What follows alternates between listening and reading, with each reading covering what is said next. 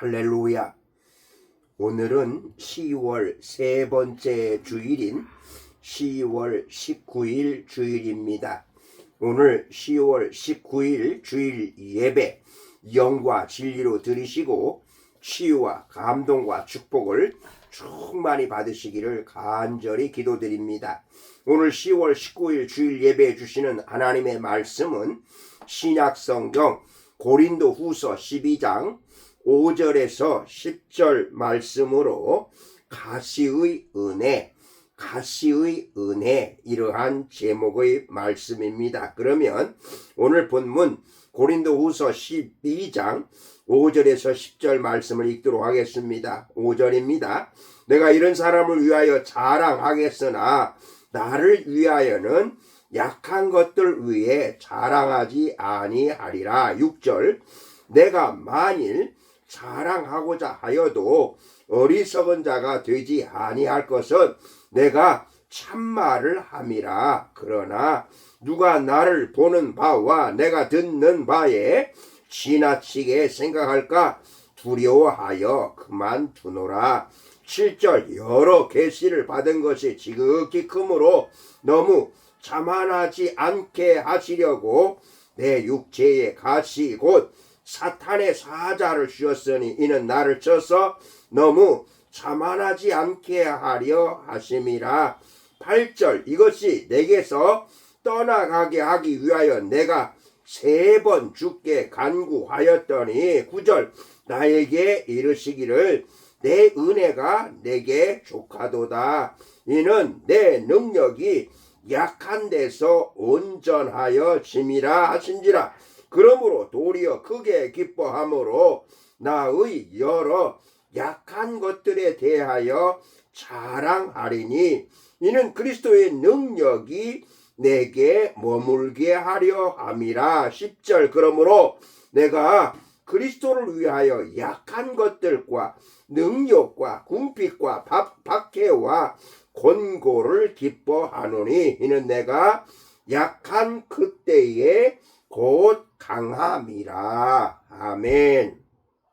사도 바울은 큰 고통을 안고 있었습니다. 오늘 본문 7절에 보면 내 육체의 가시 곧 사탄의 사자를 주셨다고 말씀하고 있습니다. 여기서 말하는 가시는 뾰족한 창이라는 이런 뜻입니다. 말뚝이란 이런 뜻을 가지고 있습니다. 바울의 몸에는 말뚝과 같은 가시가 뾰족한 창과 같은 가시가 박혀 있다고 말할 수가 있겠습니다. 그래서 바울은 몸을 찌르는 것 같은 고통을 안고 다녔습니다. 성서학자들은 이 육체의 가시를 간질병이라 이렇게도 해석합니다.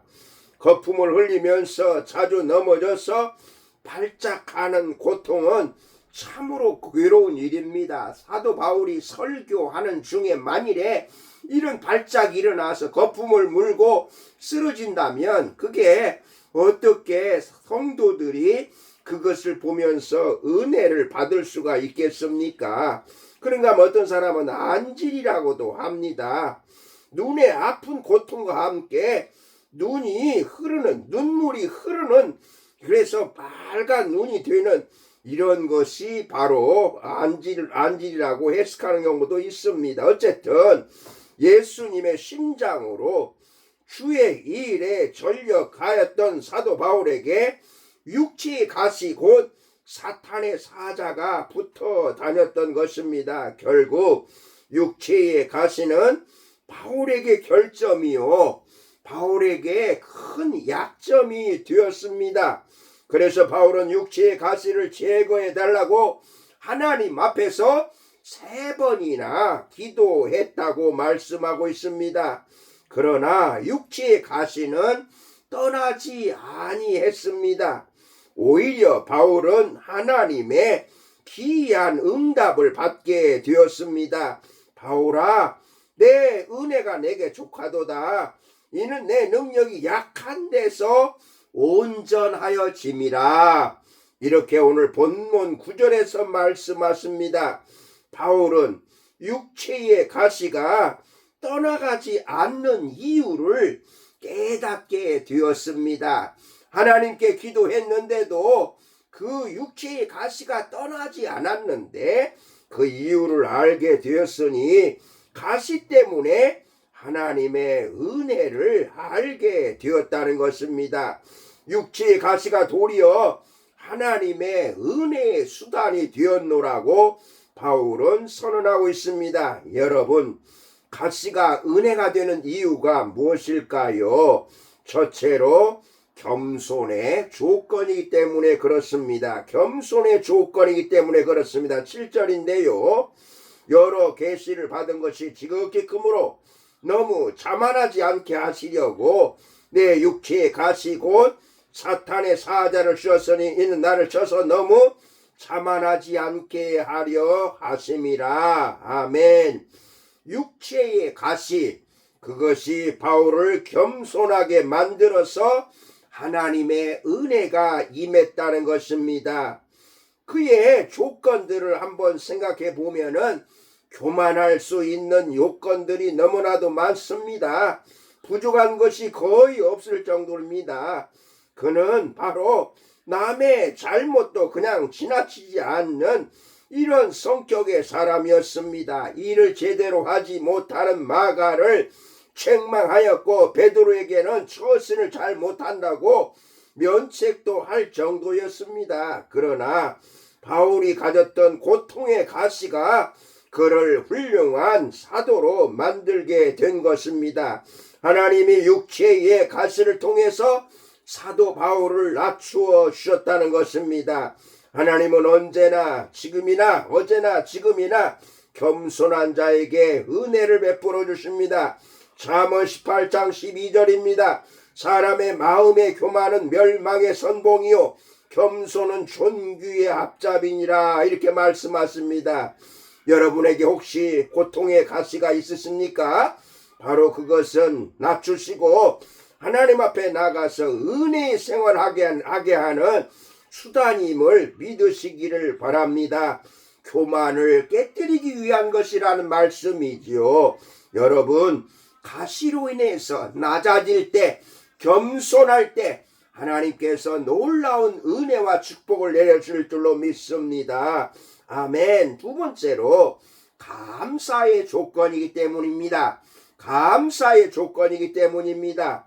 오늘 본문 9절인데요. 나에게 이르시기를 내 은혜가 내게 족하도다. 이는 내 능력이 약한 데서 온전하여 짐이라. 아멘. 바울은 육체의 가시 때문에 하나님의 말할 수 없는 은혜를 체험할 수가 있었다는 것입니다.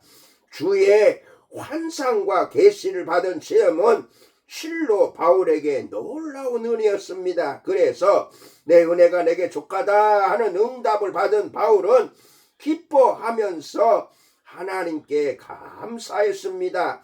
육체의 가시 때문에 사도 바울에게는 감사를 할 수 있었던 것입니다. 인생의 행복은 밖에서 주어지는 것이 아니라 안에서 만들어진다고 하겠습니다. 육체의 가시가 감사의 조건이 된다면 더 이상 육체의 고통이나 혐오감을 주는 가시로 만들지 않게 될 것입니다. 그러므로 바울은 도리어 범사에 감사하라 이렇게 명령했던 것입니다. 모든 육체고 역경일 경우에 오히려 감사하면 역경이 순경이 되도록 도우신다는 말씀입니다. 여러분에게 혹 고통의 가시가 있습니까? 낙심하지 마시고 감사의 조건으로 여기시기를 바랍니다. 그래서 그 가시를 감사할 수 있는 조건으로 만드실 때에 하나님께서는 그 가시로 인하여서 감사가 충만하게 하실 줄로 믿습니다. 아멘. 세 번째로는 능력의 조건이기 때문입니다. 능력의 조건이기 때문입니다. 본문 9절인데요. 그러므로 도리어 크게 기뻐함으로 나의 여러 약한 것들에 대해 자랑하리니는 그리스도의 능력이 내게 머물게 하려 함이라. 아멘.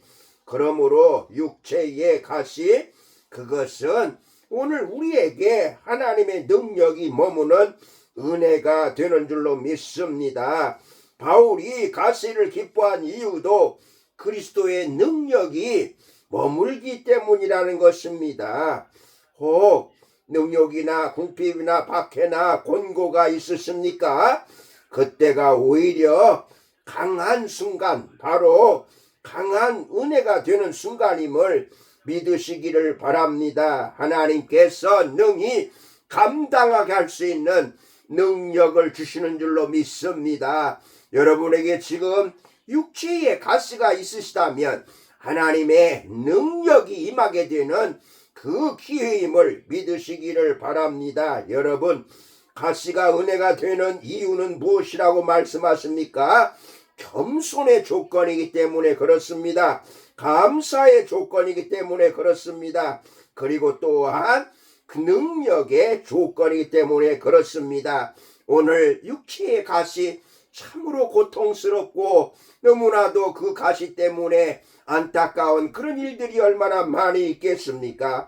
그러나 그 가시 때문에 이제는 낙심하거나 염려하지 마시고 이렇게 사도 바울에게 이러한 능력과 은혜를 준 것을 생각하면서 이 가시가 능력의 수단임을 믿으시기를 바랍니다. 그래서 오늘 여러분에게 육체의 가시가 바로 겸손과 그리고 또한 감사와 능력이 임하는 기회가 되는 줄로 믿습니다. 아멘. 살아계신 하나님, 오늘도 하나님께 주신 말씀을 저희들의 삶에 실천하며 살게 하여 주옵소서.